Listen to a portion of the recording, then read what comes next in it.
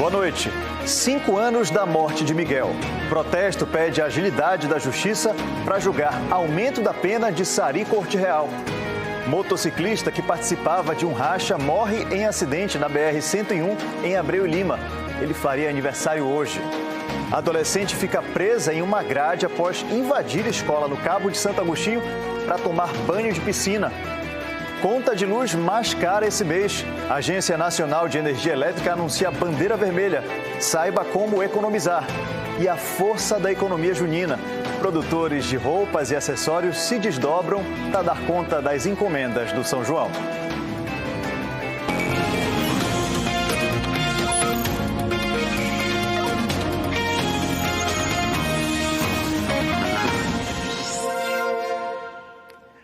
A gente começa a edição de hoje com uma novidade. O NE2 agora está no Instagram e a gente convida a seguir, participar e mandar mensagens. O nosso perfil é o @ne2.globo.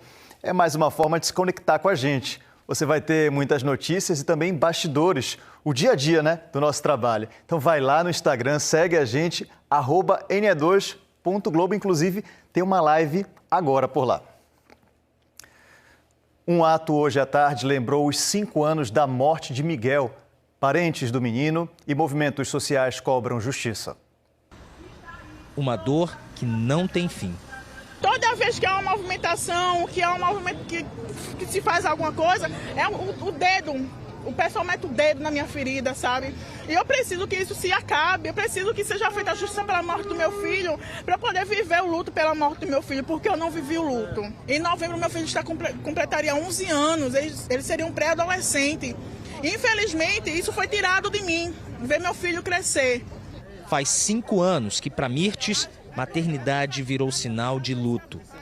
Foi em 5 de junho de 2020 que o filho dela, Miguel, caiu do 9º andar do edifício Pier Maurício de Nassau, no Cais de Santa Rita, no Recife. A mãe, empregada doméstica, passeava com os cachorros da patroa, Sari Corte Real. De acordo com a polícia, Sari deixou Miguel no elevador para encontrar Mirtes, apertou o botão de um andar e saiu. Ele caiu de uma altura de 35 metros. Sari Corte Real era casada com Sérgio Hacker, então prefeito de Tamandaré, no litoral sul. Ela foi presa em flagrante por homicídio culposo. Pagou fiança de R$20 mil e foi solta. 2 anos depois, Sari foi condenada em primeira instância a 8 anos e 6 meses de prisão em regime fechado por abandono de incapaz com resultado morte. A defesa recorreu da sentença e o Tribunal de Justiça de Pernambuco diminuiu a pena para 7 anos de prisão. A defesa de Sari recorreu de novo para pedir mais uma redução de pena. Já os advogados da família de Miguel pediram aumento da punição. Ambos os recursos ainda não foram julgados. Hoje, 5 anos depois da morte de Miguel, a mãe dele, além de outros parentes e representantes de movimentos sociais, fizeram uma manifestação aqui em frente ao prédio onde tudo aconteceu. Com faixas e cartazes, eles pediam justiça. A advogada Marília Falcão representou o GAJOP, Gabinete de Assessoria Jurídica às Organizações Populares, que acompanha o caso Miguel.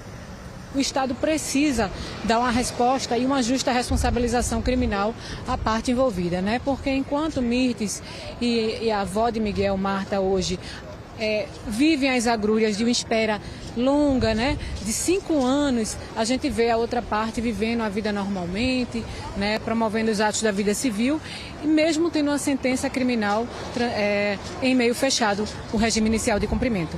Não é fácil passar e olhar para esse prédio, onde a vida do meu filho foi ceifada, onde trataram o meu filho como uma coisa. Hoje a gente está aqui não só para marcar os 5 anos da passagem de Miguel, mas também cobrar do Tribunal de Justiça de Pernambuco celeridade com relação ao caso dele. Se fosse uma criança branca, a gente sabe muito bem que o caso já teria se resolvido. E Miguel não.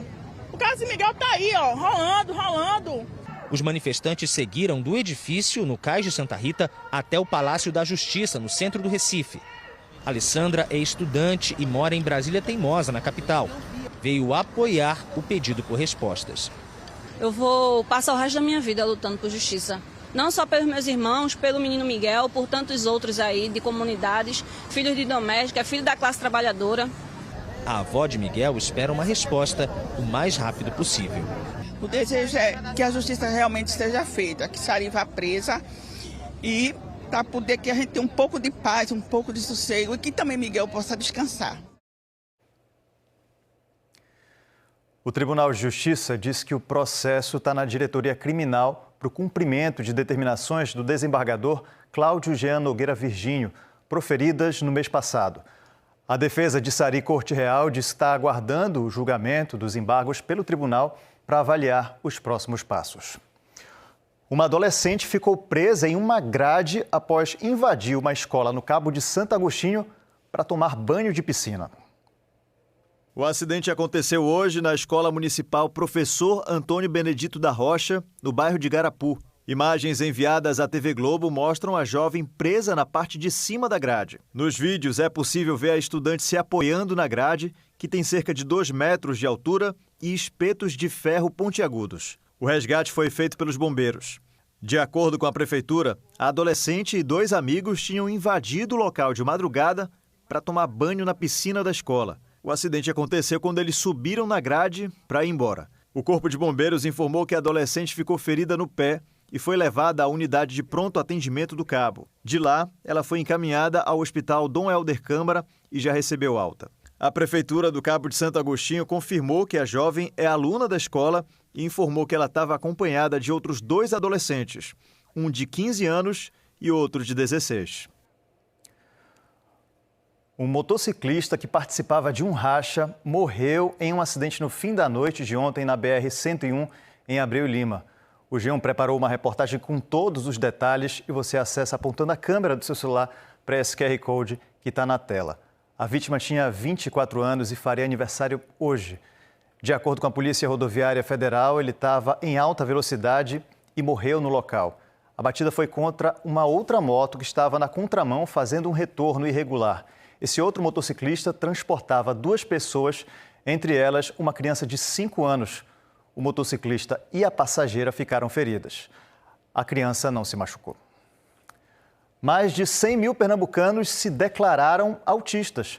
O levantamento inédito do IBGE foi divulgado no censo mais recente, que também revelou que o estado tem quase 800 mil pessoas com algum tipo de deficiência.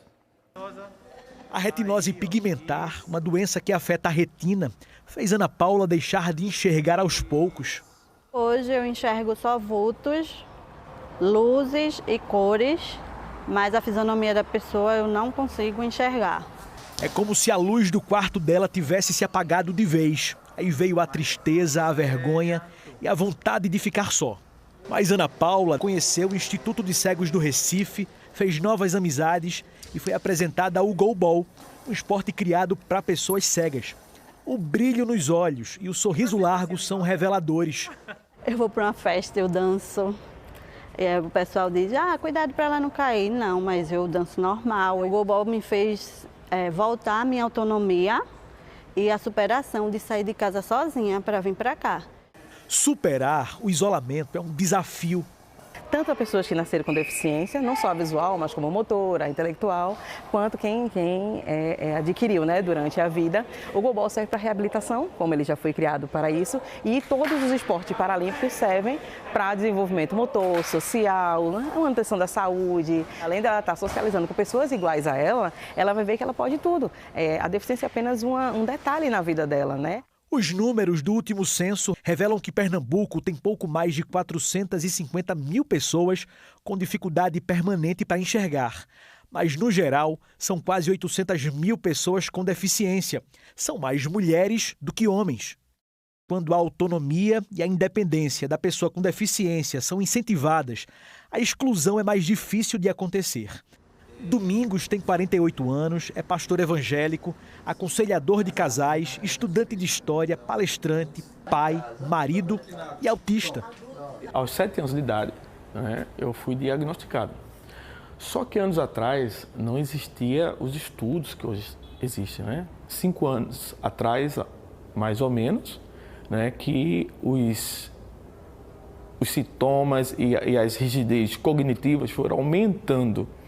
E como minha esposa da área, ela começou a notar. Pela primeira vez, o censo inseriu no questionário perguntas específicas para pessoas com autismo e descobriu que o estado tem 105 mil moradores com TEA. Eu procurei ajuda porque escolas que era para dar aula não dava aula, trabalhos que apareciam eu não conseguia pelo fato de não me adequar, né, ao não, entende? A cumprir ordens. E passei a procurar a terapia, o psicólogo, o neuropsicólogo, psiquiatra, neurologista. Então tudo isso foi um conjunto, né, para me ajudar hoje. O controle emocional e os comportamentos de Domingos mudaram com tratamento profissional e com o apoio da família. A inclusão hoje, os direitos de igualdade estão muito pertinentes por parte daquelas pessoas que de fato têm um laudo e sentem a necessidade de não ter aquele laudo como diagnóstico final, mas sim como ponto de partida para que ele possa dali viver a sua vida no contexto diário, assim como pessoas neurotípicas, né? A condição hoje não me define, sou feliz. E o Ministério Público conta com um núcleo da pessoa com deficiência. Hoje, na sede da SMAP, a Escola Judicial de Pernambuco, foi lançada uma campanha para ampliar o atendimento. Diogo Franco acompanhou. Oi, Diogo. Oi, Mário. Olha só, eu vim aqui na SMAP para poder conhecer esse trabalho que está sendo promovido pelo Ministério Público de Pernambuco por meio do núcleo da pessoa com deficiência, para poder aproximar a sociedade ao núcleo. E para explicar melhor, estou aqui com a promotora de justiça, Dalva Cabral. Bem-vinda ao NE2. Qual a ideia desse projeto? Diogo, a ideia desse núcleo, ele existia, mas ele vem repaginado agora, com uma proposta que a gente acredita ser necessária e urgente, que é tirar portas para que todas as pessoas com deficiências diversas possam acessar a cada uma e cada um dos membros desse núcleo para trazerem demandas invisíveis e inescutáveis que a gente só sabe quando abre um espaço como esse. Quem são essas pessoas que estão aqui? Esses são afiliados queridos que fazem parte do Clube dos Girassóis. Eles já estão num processo de inclusão. Eu acho que quem vai em alguns espaços como o FENEARTE, por exemplo, eles estão lá recepcionando com esse sorriso e a gente quis muito que eles viessem representar esse eixo para que a gente tenha todas as demandas hoje nessa escuta ativa que será aberta. Deixa eu conversar com uma pessoa aqui. Como é o teu nome? Ana Luísa. Ana Luísa, eu vi você ali na porta, você estava fazendo o quê? Dando um panfleto. Estava recepcionando também o pessoal? Tava. Legal. É bom que eles já estão inseridos no mercado. Já estão inseridos e é bom que a iniciativa pública, privada, perceba. A gente tem alguns deles que trabalham já em farmácias, a gente tem alguns deles que têm fábricas de brigadeiro e a comunidade, a sociedade não acompanha esses progressos e essa necessidade de estar junto. É a gente que tem que se adaptar e escutar. Não é esperar que eles e elas nos encontrem. Por isso que esse espaço é para isso, para esse grande encontro. E uma campanha sendo lançada para fortalecer isso, né? O espaço deles. Perfeito, Diogo, porque se a gente considerar que a política pública seja o único caminho para resolver as situações e demandas da pessoa com deficiência, a gente vai se acomodar e não é a ideia. A gente tem e-mail, a gente tem WhatsApp, a gente tem um apoio e em breve uma sede que vai receber essas pessoas. A gente pode fazer chamada de vídeo, eu já tenho escutado algumas demandas por chamada de vídeo até que a sede funcione. Muito obrigado pela conversa, parabéns, um abraço para vocês, trabalho lindo, viu, de vocês, ali recepcionando. Mário, voltamos ao estúdio. A conta de luz vai ficar mais cara esse mês. A ANEEL, a Agência Nacional de Energia Elétrica, anunciou a bandeira vermelha. Quem explica para a gente o que isso significa é o repórter Ivan Duarte. Oi, Ivan, boa noite para você. Oi, Mário, boa noite a você também, boa noite a todos. Essa bandeira vermelha patamar 1 gera uma cobrança extra de R$ 4,46 a cada 100 kW consumidos hora. Por isso, essa decisão é nacional, é da Agência Nacional de Energia Elétrica, obviamente impacta aqui em Pernambuco. Então, a gente convidou o supervisor de eficiência energética da ANEEL Energia para explicar para a gente o que é essa bandeira vermelha patamar 1 e também por que essa decisão foi tomada agora. Boa noite, André. Arthur, perdão. Boa noite, Ivan. Boa noite, telespectador. Bom, a matriz brasileira elétrica é predominante de hidrelétricas. Então, cerca de 55% da energia gerada vem através dessa fonte. Os reservatórios não estão tão abastecidos como normalmente ficam, então a Agência Nacional de Energia Elétrica coloca essa bandeira para compensar os aumentos de custo que tem com outro tipo de geração. Normalmente é energia térmica, proveniente dessas térmicas que estão espalhadas pelo Brasil, que tem um custo maior de geração. Tem uma previsão de até quando permanece essa bandeira vermelha patamar 1 ou ainda não? Não, a ANEEL não passou nada para a gente, mas isso é especificamente com a ANEEL.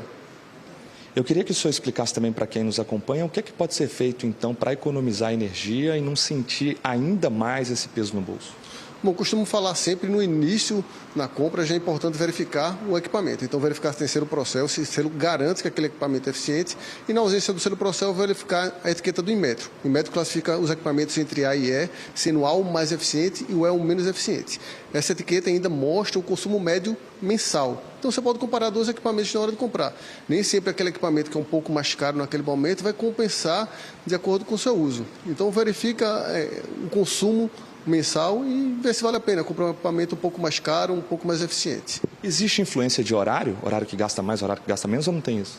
Para residencial, normalmente não, a não ser que você esteja na tarifa branca. Para industrial, sim, e o pessoal industrial, que é de alta tensão, eles já trabalham fora desse horário de ponta, que é 17h30 às 20h30. Mas o consumidor residencial, que é o grande consumidor, ele não tem esse problema. Tá certo, Arthur. Muito obrigado pela participação e pelas informações. Mário. Obrigado, Ivan. Depois do intervalo, a Semana Nacional do Meio Ambiente. Estado tem programação com palestras em vários locais. Lembrando que agora a gente está no Instagram. Segue lá no @ne2.globo. O NE2 volta em instantes.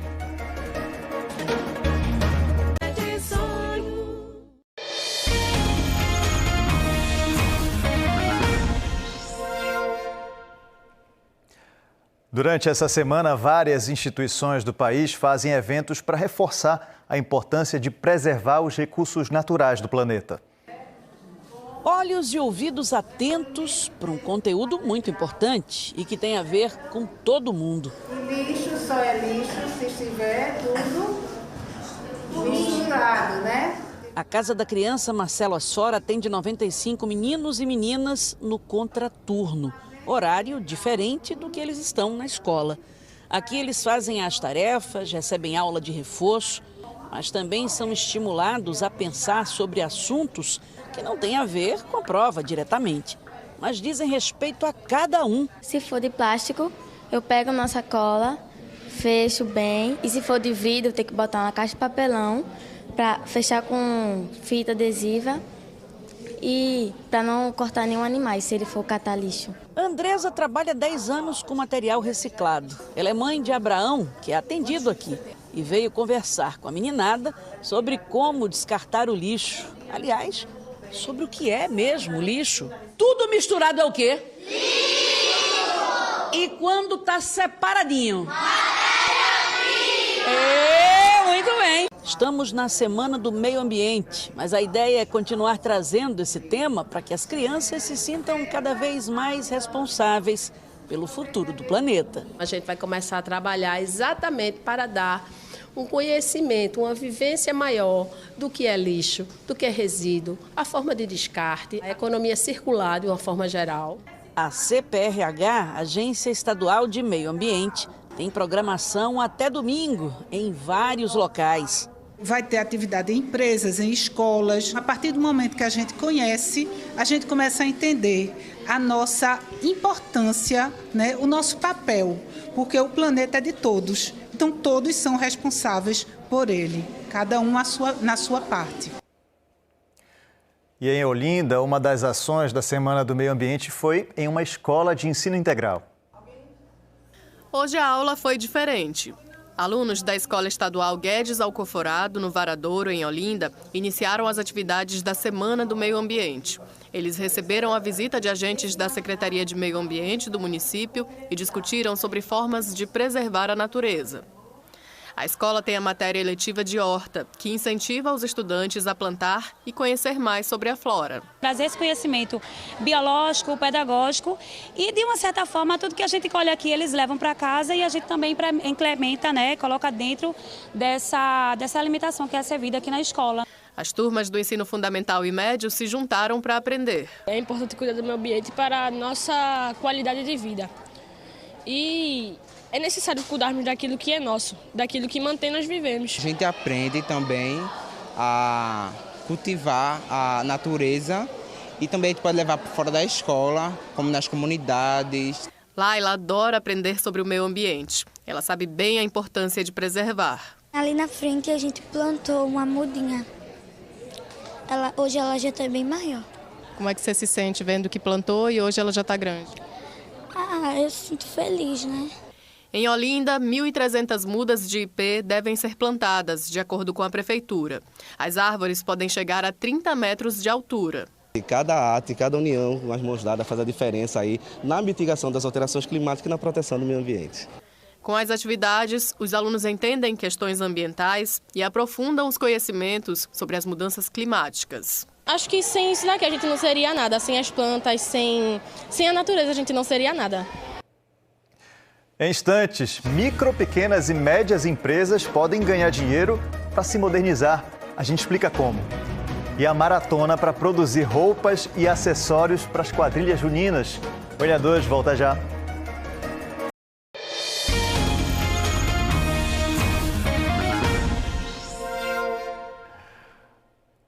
O NE2 agora está no Instagram, é o nosso perfil, @ne2.globo. Já segue aí o perfil para se conectar com a gente. Você acompanha as notícias, bastidores e pode sugerir pautas. O pessoal está chegando. Chega você também, repetindo então o perfil, @ne2.globo. Já tem live rolando lá.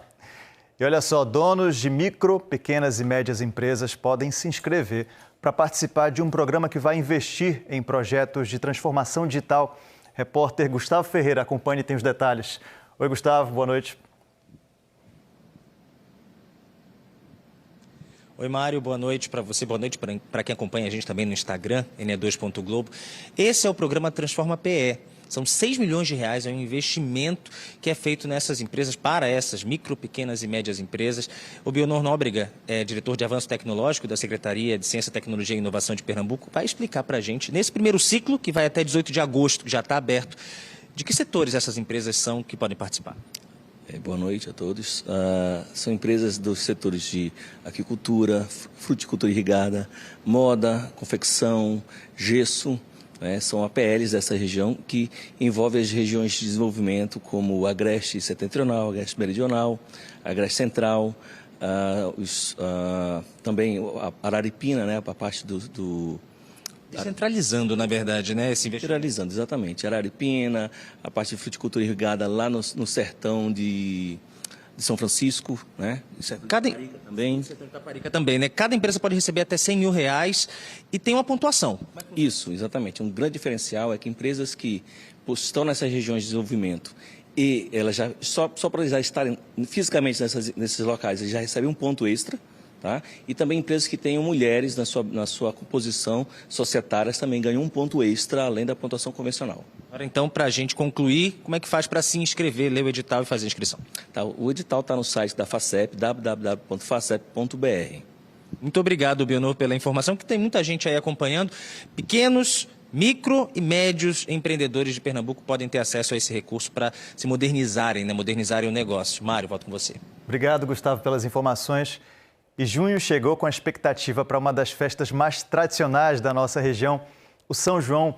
E para as quadrilhas encantarem o público, tem uma turma se desdobrando para dar conta dos pedidos. Eles são extravagantes, bem diferentes. E a ideia é mesmo chamar a atenção.